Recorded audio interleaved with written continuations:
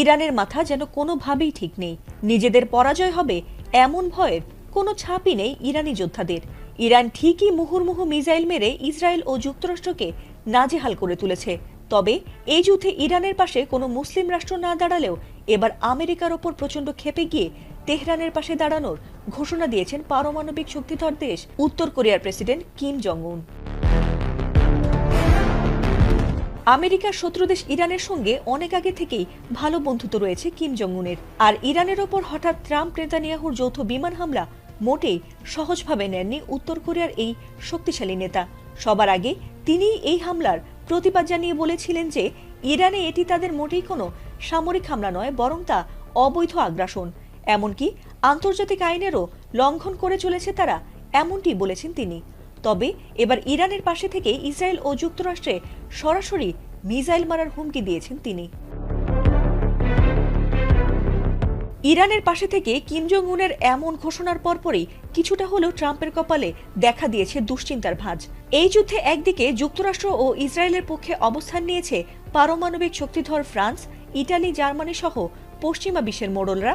অন্যদিকে ইরানের পাশে পারমাণবিক শক্তিধর রাষ্ট্র চীন ও উত্তর কোরিয়ার অবস্থান এই যুদ্ধে অন্যদিকে মোড় নিতে যাচ্ছে।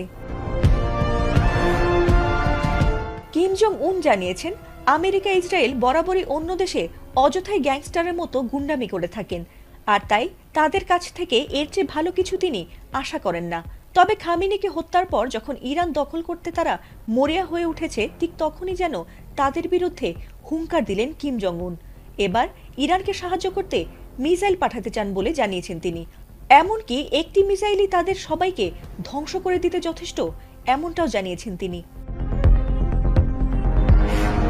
বিশ্বের সবচেয়ে আধুনিক পারমাণবিক অস্ত্র মিসাইলের সমৃদ্ধ ভান্ডার রয়েছে কিম জং উনের কাছে, আর তাই নিজের দেশ এবং বন্ধু দেশ ছাড়া কাউকেই তোয়াক্কা করেন না উত্তর কোরিয়ার এই নেতা। বিশেষ করে আমেরিকা আর ইসরায়েলকে তো পাত্তাই দেন না তিনি। তবে কি এবার ইরানের পাশে দাঁড়িয়ে ট্রাম্পকে উচিত শিক্ষা দিতে চান পারমাণবিক শক্তিধর দেশের প্রেসিডেন্ট কিম জং উন? সেটি সময় বলে দেবে। এদিকে নেতানিয়াহুর বাসভবনে ইরানের হামলার পর আতঙ্কে দিশেহারা হয়ে পড়েছে ইহুদিরা। ট্রাম্পের যুদ্ধবিরতির প্রস্তাব সরাসরি নাকচ করে দিয়ে একের পর এক মিসাইল ছুড়ে মার্কিন ঘাঁটি ও ইসরায়েলের স্থাপনা গুঁড়িয়ে দিচ্ছে ইরান। কোনোভাবেই এ যুদ্ধে থামছে না ইরান। তবে কি তৃতীয় বিশ্বযুদ্ধের মুখোমুখি হচ্ছে সারা বিশ্বের মানুষ?